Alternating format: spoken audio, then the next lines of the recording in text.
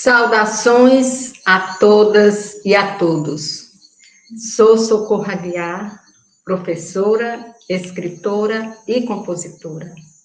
A ideia do Clube do Livro, Várzea do Capibaribe, nasceu do nosso entusiasmo pela literatura.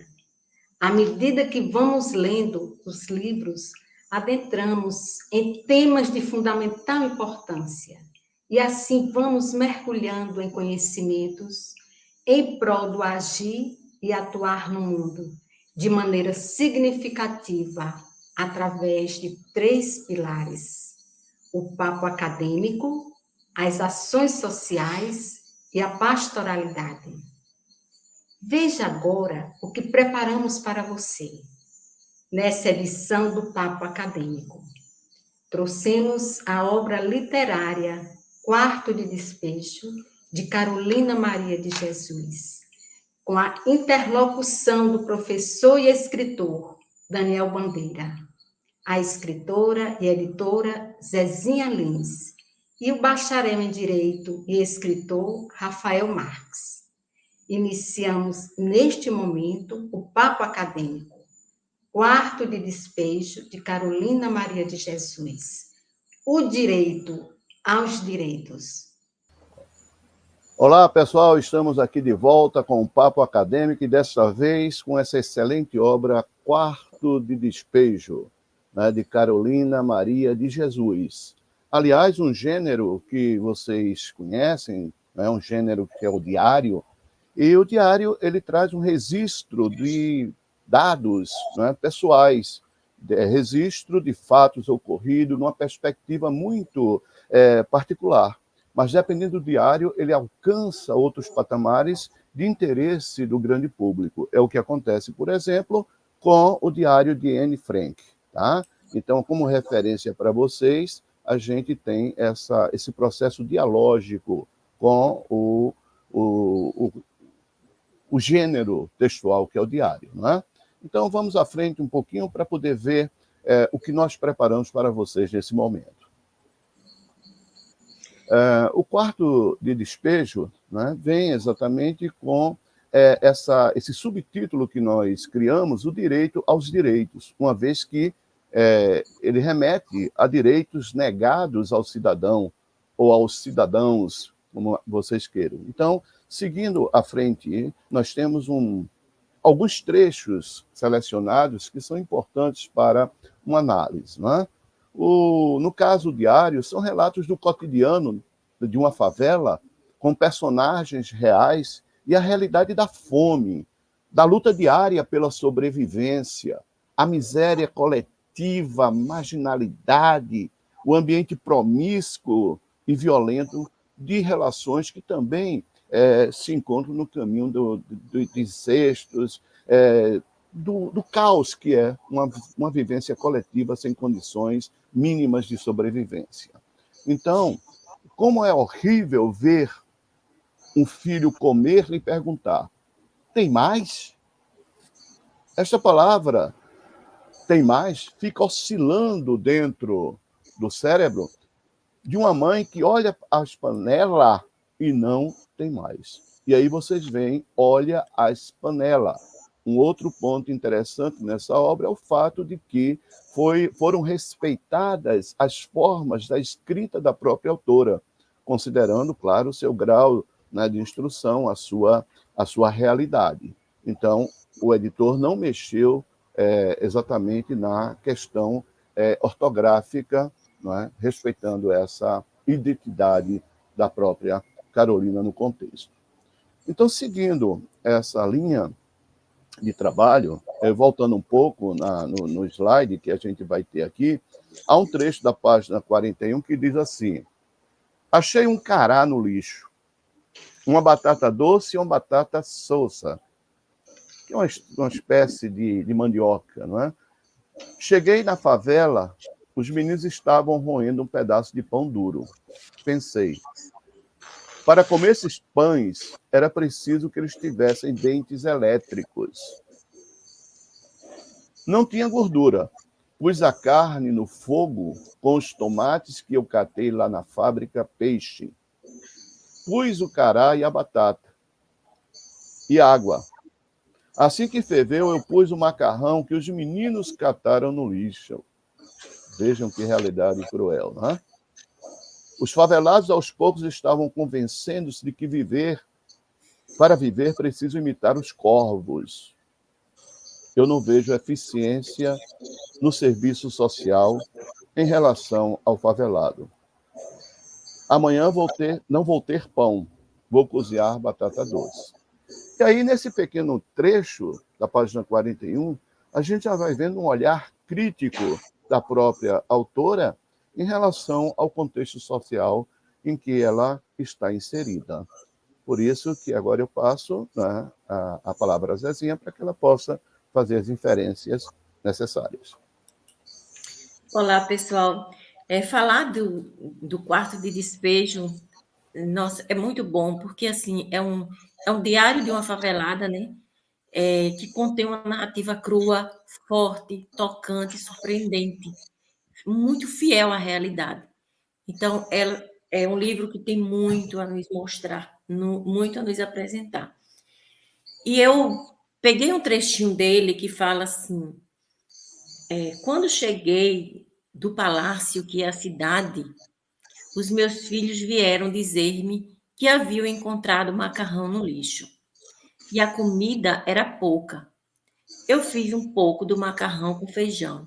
E o meu filho João José, disse-me: Pois é, a senhora disse-me que não ia mais comer as coisas do lixo. Foi a primeira vez que vi a minha palavra falhar.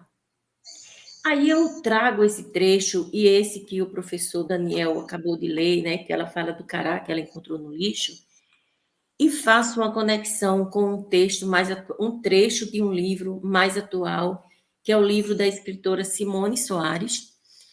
O livro é Simone, História Extraordinária de uma Infância Sombria. Ele foi publicado em 2023 pela editora Plena Voz, e ela conta são histórias da sua vida, histórias reais, e esse trechinho que eu vou ler é um fato ocorrido em 1992, ou seja, bem mais recente, se compararmos com a realidade de Carolina Maria de Jesus.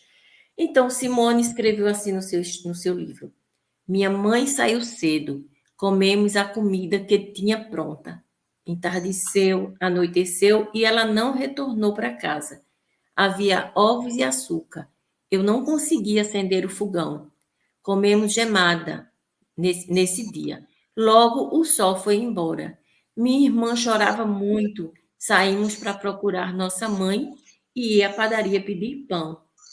Mais uma noite e um dia inteiro se passou. Estávamos com fome e enjoadas. E aí, nesse trecho, nós temos uma realidade parecida, claro, em situações diferentes, onde o alcoolismo aí era quem reinava, né? E essa é uma situação em que as crianças eram pequenas, eram pequenininhas, assim como os filhos de Carolina de Jesus. Mas aí a gente faz uma conexão e vê que, apesar de tantos anos de diferença de uma produção para outra, de uma história para outra, histórias reais, a realidade aí são bem parecidas. Quando você fala dessa conexão de tempos, né, essa projeção, é interessante ver que o tempo cronológico da obra Quarto de Despejo dos anos de 1955 a 1960, então no governo de Juscelino Kubitschek, né? E aí é uma realidade também que a política vai sendo questionada nesse processo. E aí eu vou fazer uma conexão aqui com o poeta pernambucano, o Manuel Bandeira, no slide seguinte. O poeta pernambucano, ele escreveu um poema que é muito conhecido, é uma das vertentes sociais, uma vez que Manuel Bandeira dificilmente escrevia sobre questões sociais, ele entrava muito na reminiscência da infância, do Recife, a própria questão da doença, da tuberculose, da qual ele foi vítima e foi constatado aos 17 anos de idade, não é? Então, Manuel Bandeira escreve o seguinte: Vi ontem um bicho na imundície do pátio, catando comida entre os detritos. Quando achava alguma coisa, não examinava nem cheirava. Engolia com voracidade. O bicho não era um cão, não era um gato, não era um rato. O bicho, meu Deus, era um homem. Então, um texto de 1947, observe, um texto que antecede ao Carolina, né, de Jesus, ao texto dela, mas é um texto que dialoga com essa questão da miséria humana, de o homem ser comparado a um animal irracional agindo pelos instintos, é levado pela fome, pela necessidade orgânica da comida. Então, esse engolir com voracidade, com ansiedade, né, que não cheirava nem examinava, está muito próximo daquilo que a Carolina coloca para a gente, do macarrão achado no lixo. É a sobrevivência, é a necessidade. É isso que leva o homem a quebrar todos os parâmetros exatamente da humanidade. É a desumanização, não é? É a coisificação do ser humano. E aí nós temos a literatura dialogando em tempos e espaços diversos. É isso que faz uma literatura mais bonita, mais dinâmica, porque ela está atenta a todos os caminhos por onde pisam os homens.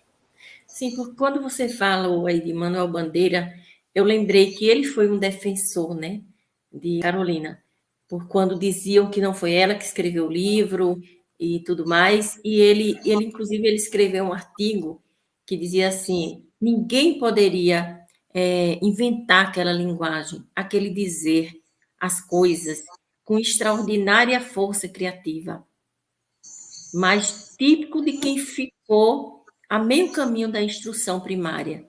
Exatamente o caso de Carolina, que só pôde chegar, né, até o 2º ano de uma escola primária de Sacramento, Minas Gerais. É isso, é exatamente isso.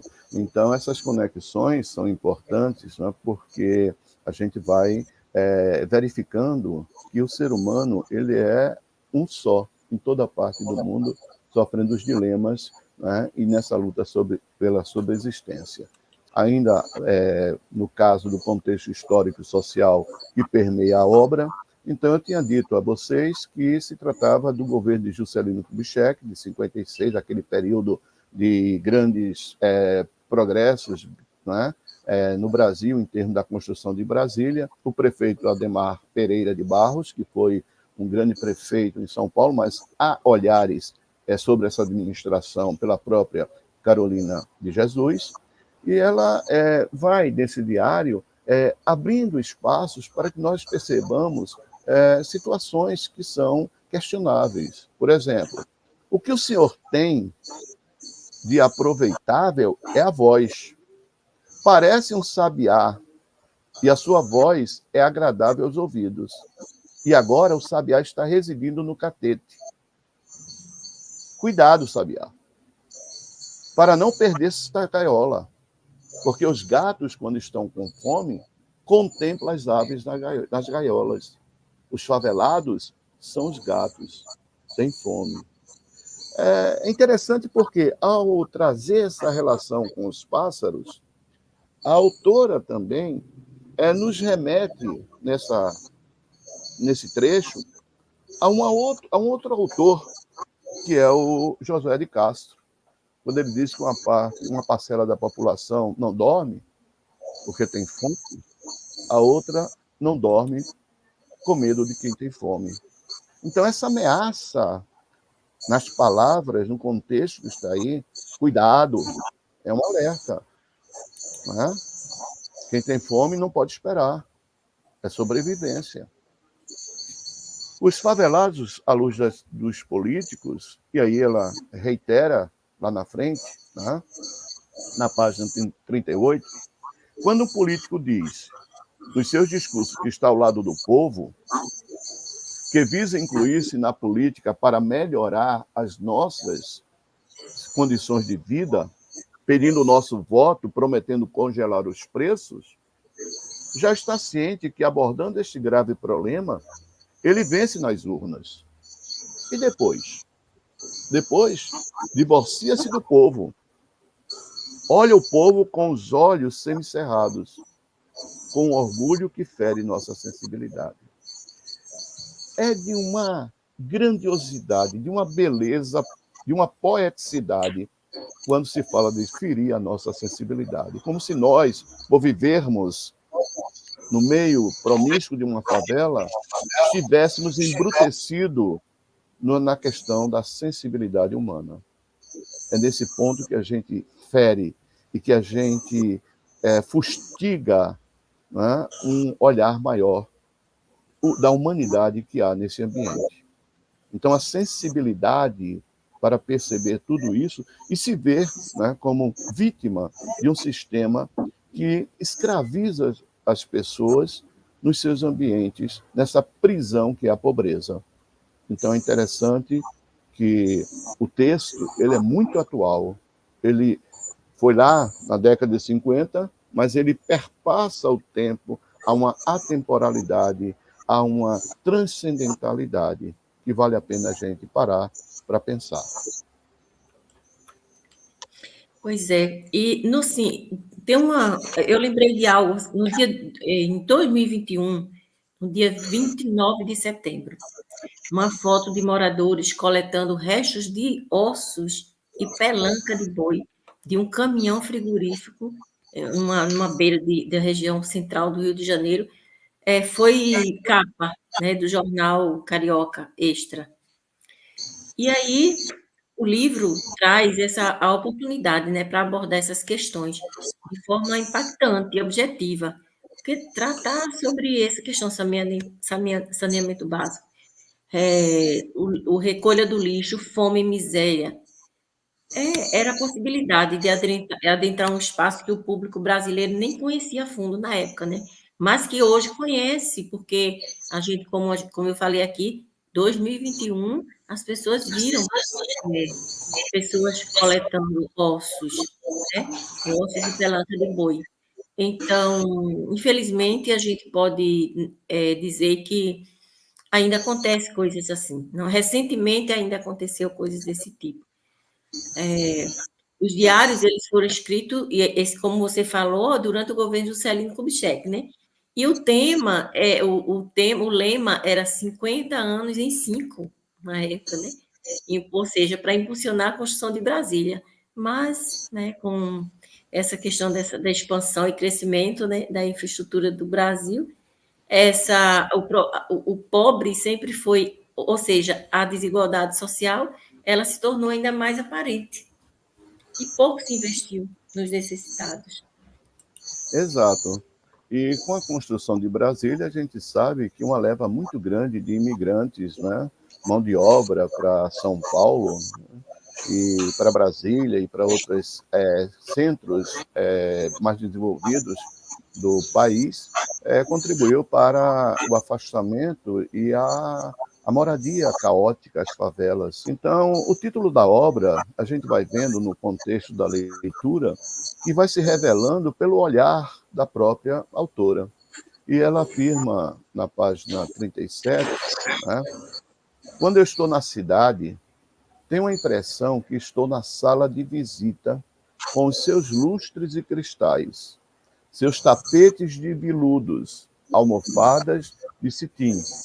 E quando estou na favela, tenho a impressão que sou um objeto fora de uso, digno de estar num quarto de despejo. Então, uma coisa interessante, porque ela toma como referência o aspecto ambiental, físico, que é a cidade, é a sala de visitas, e quando ela remete à favela, ela conclui que, na realidade, o objeto que está fora de uso não é a favela, é o ser humano. Não é? Eu sou um objeto fora de uso. Eu estou excluída desse contexto do que é beleza, do que é, não é, progresso, do que é bem-estar. Por quê? Porque eu estou no despejo, estou no quarto. Né? E eu me lembro muito quando se fala desse quarto de despejo, que me remete também um pouco ao Augusto dos Anjos, né? O quarto minguante da minha existência, quando ele diz: o quarto minguante em que eu estou, a lua vista pela janela parece um paralelepípedo quebrado. Quer dizer, você perde o encantamento, você está aprisionado no foco de um quadrado que é a janela e que faz com que seu mundo não se abra, né, num espaço maior, que é o espaço da vivência plena. Então você está aí exatamente fora de uso, fora de contexto, inadaptado a uma realidade maior, mais prazerosa, que é a da fartura, a do encanto, a da vida sem um sofrimento. E isso ela tem consciência. Isso dói no ser humano, constatar essas diferenças, não é, gritantes no contexto social. Então, tá aí. Estão aí algumas imagens do próprio livro, né, do quarto de despejo, que nos remetem a duas situações antagônicas e cruéis. O título, ele interessante, o título dessa obra, que é uma frase, né? Uma frase que resume toda a crítica a essa realidade. E vai além disso, retrata o sentimento da autora diante da vida. Então, é um título que conta o livro, que conta a história, conta a realidade dela. Uma realidade, né, uma realidade que muitas pessoas, né, que estão no conforto e no bem-estar não imaginam, né, não imaginam o que é essa luta diária pela sobrevivência.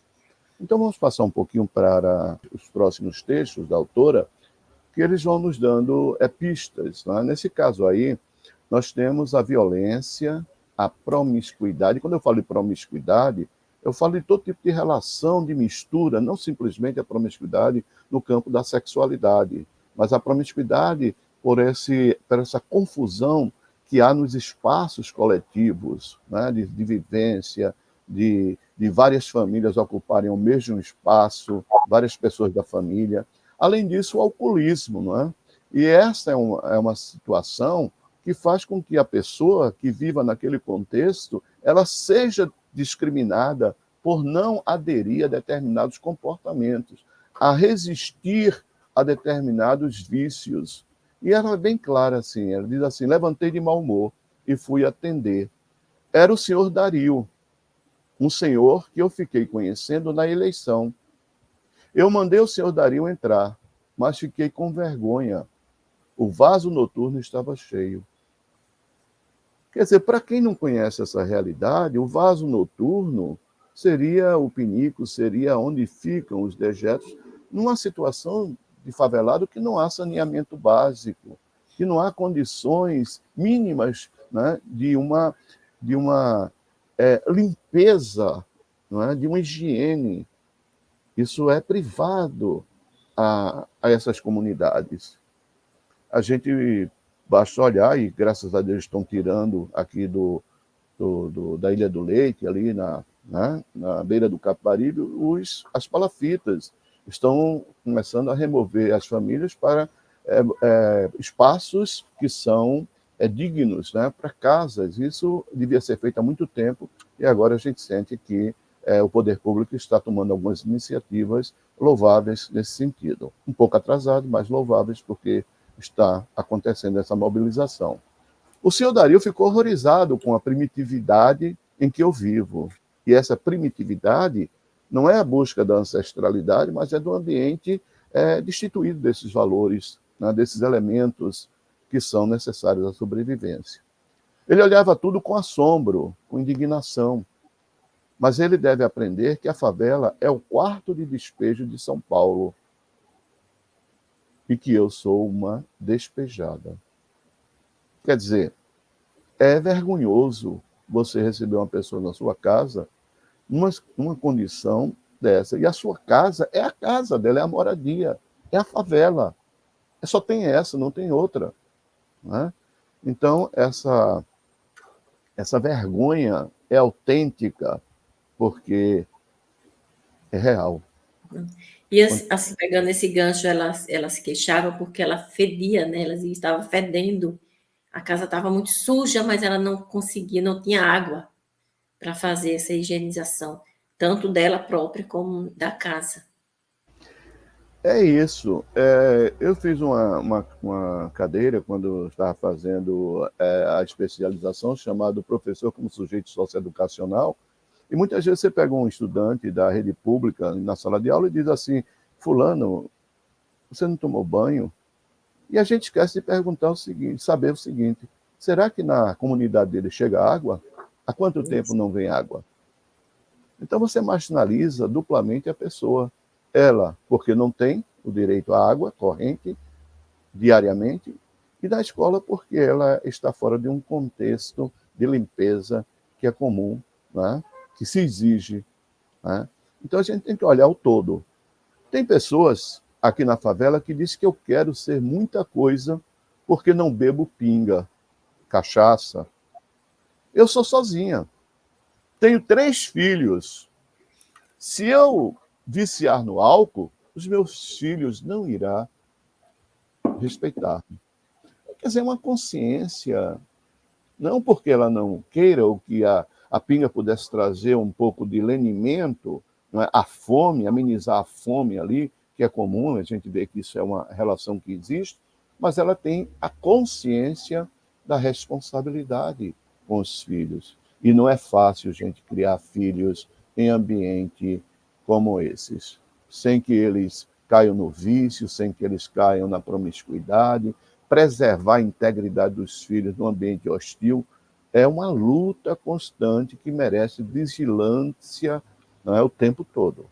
Tá? Então, essa consciência ela tem. E eu trago aí, então, um trecho, novamente, do livro que eu citei lá no início, que foi um livro publicado em 2023, né, de Simone Soares, um trecho que ela diz assim, e ela fala assim nesse livro dessa violência, dessa promiscuidade, tudo gerado pelo alcoolismo.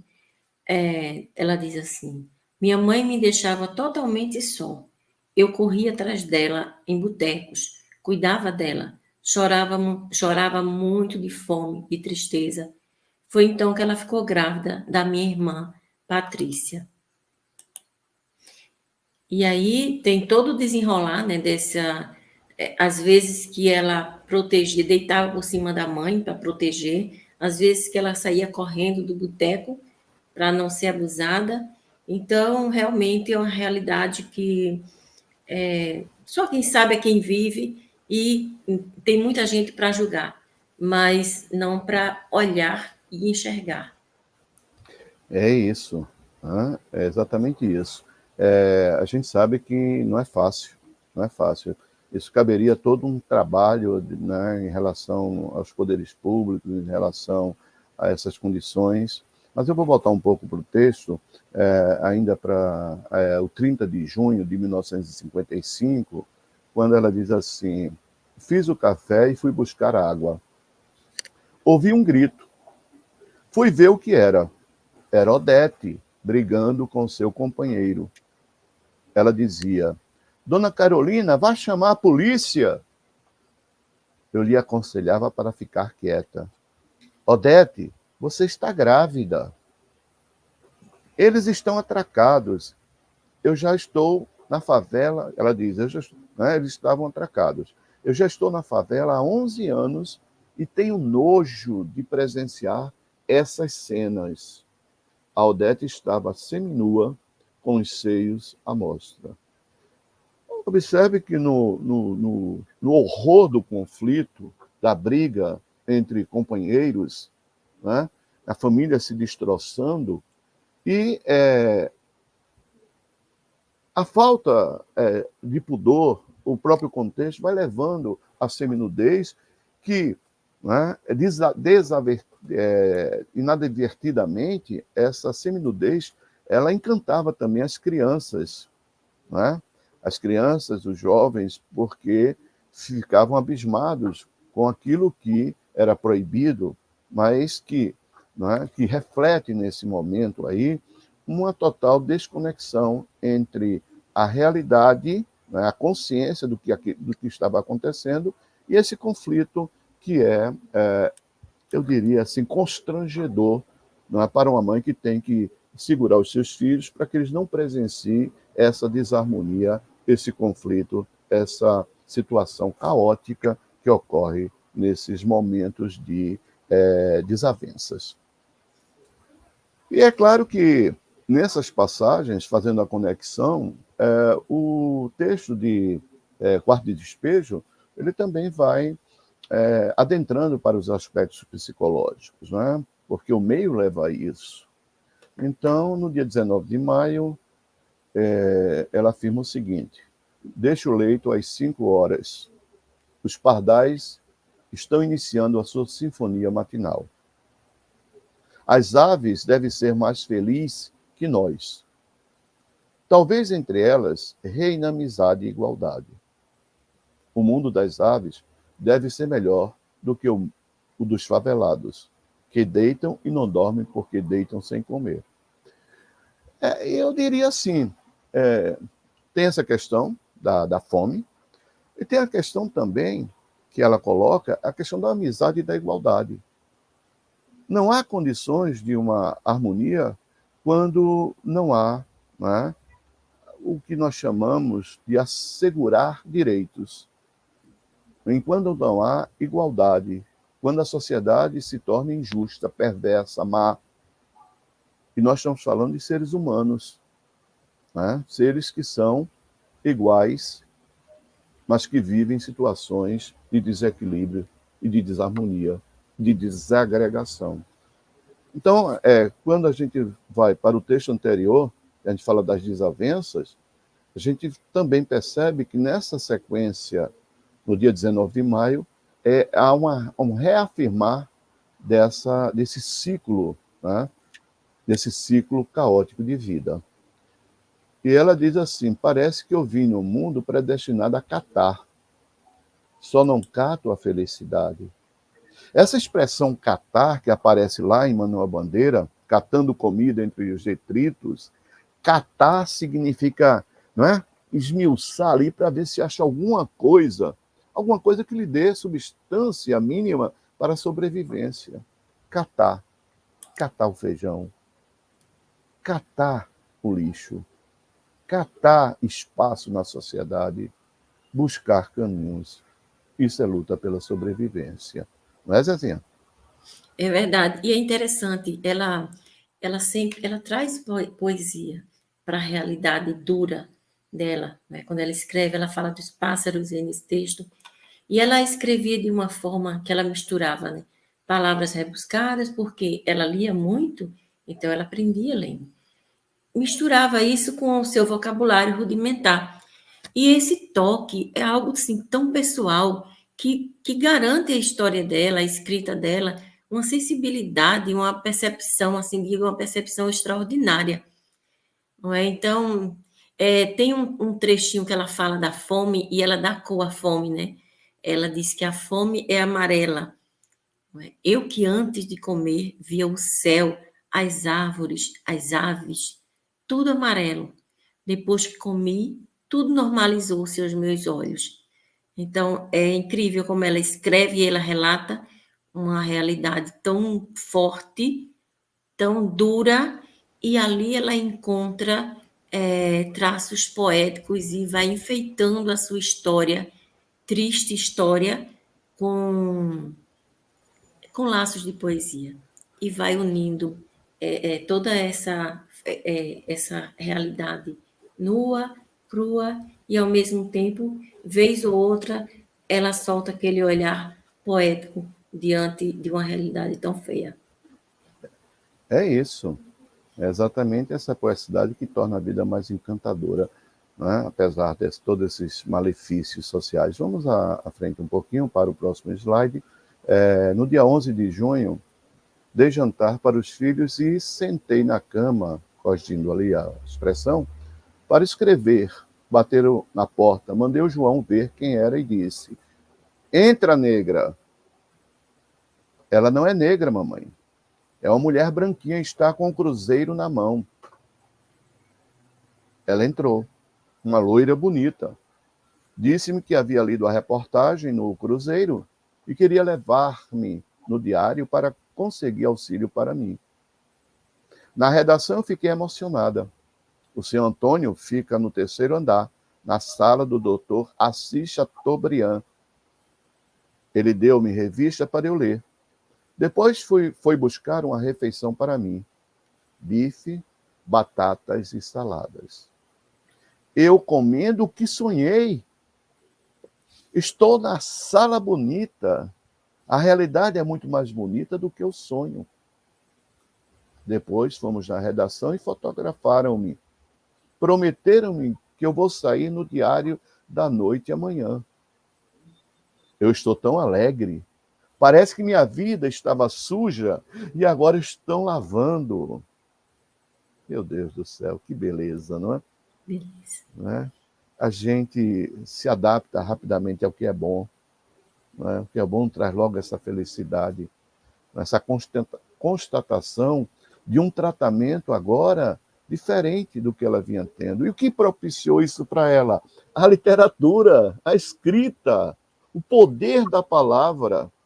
Que maravilha, não é? E aí é o que a gente vai constatando, como a sociedade vai mudando. Não é, Zezinha? É verdade, a literatura muda a vida das pessoas. A gente vê, né, de forma clara como ela fala, ela essa sensação de que ela que estava sendo lavada, que a vida dela estava sendo lavada a partir daí. Então, escrever a história dela mudou toda a vida. Eu fui lendo o livro e eu queria chegar logo nessa parte, nesse final, né? Mas a gente tem que acompanhar para poder saborear melhor esse final. E é muito interessante. E durante todo o livro, ela constantes reflexões sobre política, sobre sociedade, não é? E o que garante assim a essa obra, eu garanto também a todos que queiram ler essa obra, passagens de grande valor para os leitores, mas que durante a leitura você vai identificando coisas da história, né? E ela também tecia críticas aos políticos que, né, só lembravam da favela e dos seus pobres habitantes, né, durante as eleições. Isso é tão atual, né? Mas essa história dela é muito interessante, porque eu tenho visto acontecer coisas assim surpreendentes na literatura através de pessoas que resolveram escrever a sua história e muda de vida e muda totalmente a sua realidade. Então, a leitura e a escrita, ela oferece um novo mundo, né? Para o leitor, para o escritor. Não é preciso, todo mundo não precisa ser escritor, mas todo mundo deveria ser um excelente leitor, que isso já é suficiente para mudar esse olhar sobre o mundo, esse olhar sobre a vida, primeiro sobre o nosso próprio mundo e a partir daí o mundo à sua volta, outros mundos, né? O nosso É, e outros mundos. exato. E aí eu vou abrir aí o slide, não é? Para que possa Socorro Aguiar fazer as ponderações aí nesses novos tempos, né, Socorro? Sim, diante da obra literária, não é? Observamos os problemas e injustiças sociais em seu caráter humano. Pode-se afirmar, porém, que a autora buscou o direito da escrita, o direito da literatura e o seu processo de letramento, percebe-se que está antenada com a vida. A leitura e a escrita foram elementos fortes na vida da autora. O ato de escrever para Carolina Maria de Jesus foi um sucessivo desabafo, defesa e denúncia, onde a educação, a moradia e o alimento estiveram sempre presentes em sua luta e sobrevivência. A literatura para a autora foi sua libertação. Quando temos acesso à obra e à vida de Carolina Maria de Jesus, nós nos rehumanizamos. Estamos diante de grandes testemunhos. E trazendo Paulo Freire, patrão da educação brasileira, Educação não transforma o mundo. Educação muda as pessoas. E as pessoas transformam o mundo.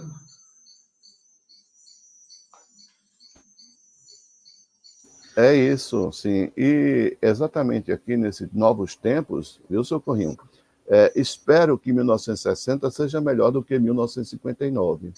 Sofremos tanto em 1959 que dá para a gente dizer: vai mesmo, eu não quero mais você, ou não quero você mais, nunca mais.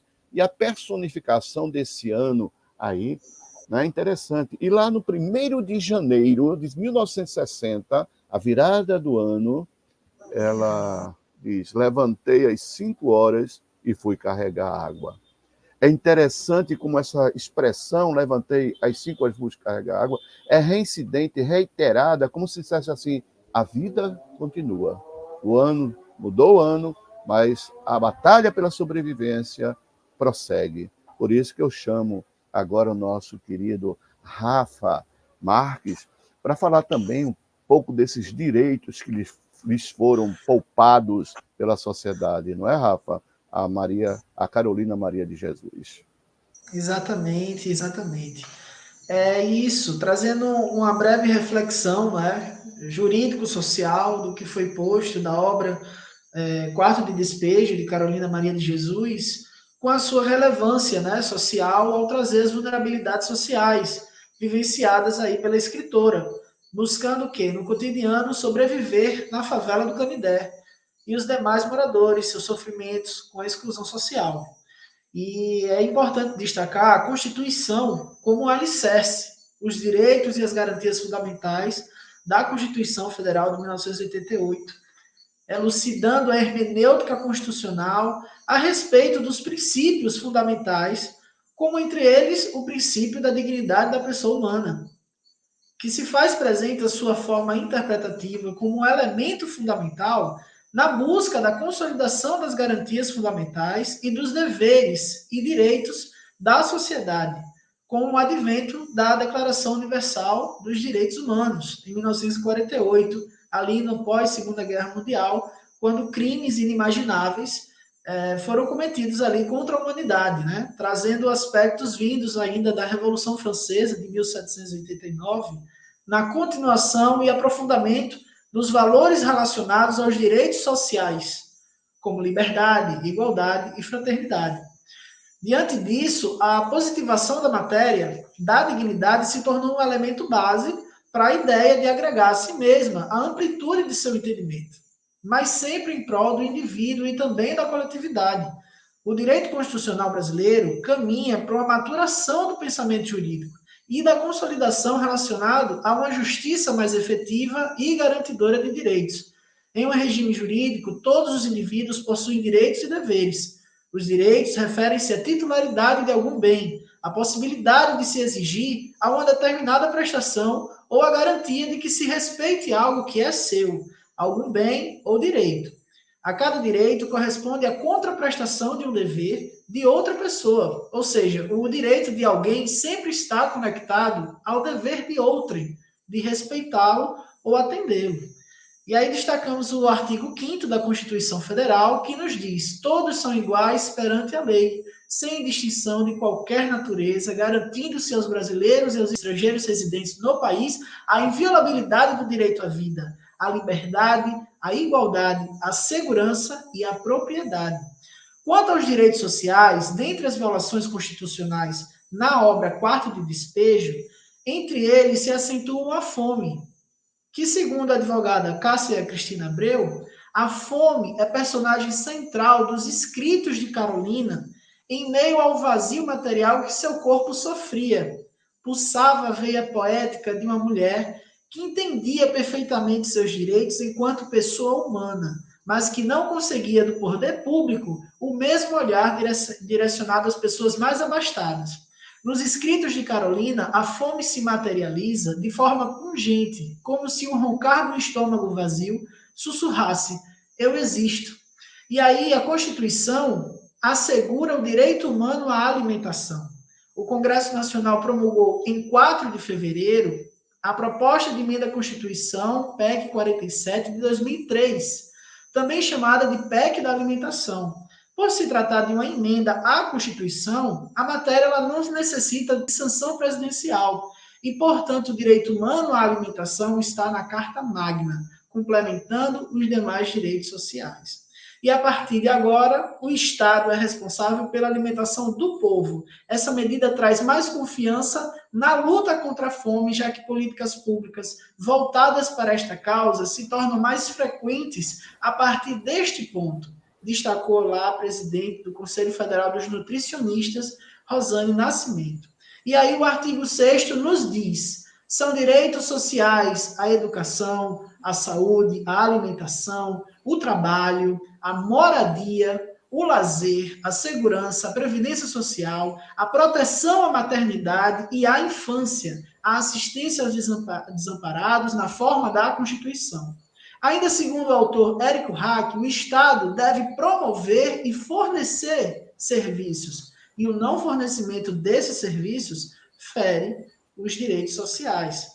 E em parágrafo único, ainda do artigo 6º, a gente tem: todo brasileiro em situação de vulnerabilidade social terá direito a uma renda básica familiar, garantida pelo poder público, em programa permanente de transferência de renda, cujas normas e requisitos de acesso serão determinados em lei, observada a legislação fiscal e orçamentária.